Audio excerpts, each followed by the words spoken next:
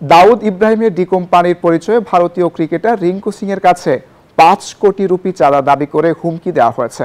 উক্ত ঘটনায় ২ জনকে গ্রেপ্তার করা হয়েছে বলে নিশ্চিত করা হয়েছে সংবাদ মাধ্যম নিউজ 18-এ। আইপিএলে ৫ ছক্কা মেরে আলোচনায় আসে ভারতীয় টি-20 তারকা রিঙ্কু সিং। তারপর থেকে রিঙ্কু ইন্ডিয়া টি-20 দলে নিয়মিত।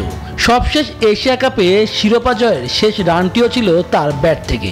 এবার সেই রিঙ্কুর কাছে করা হয়েছে চাঁদা দাবি, দেওয়া হয়েছে হুমকি। রিঙ্কুকে হুমকি দেওয়া নিয়ে নতুন করে আলোচনায় ডি কোম্পানির নাম। কুখ্যাত দাউদ ইব্রাহিমের চক্রের পরিচয়ে রিঙ্কুর কাছে ৫ কোটি রুপি দাবি করেছে দুজন অভিযুক্ত, মোহাম্মদ দিলশাদ ও মোহাম্মদ নাভিদ।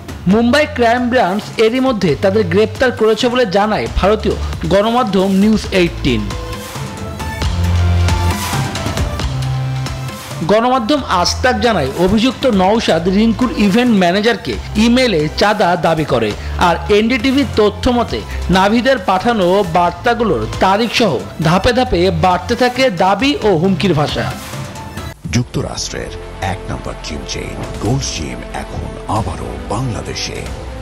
বসুন্ধরা আবাসিক এলাকা ও বসুন্ধরা সিটি শপিং মলে।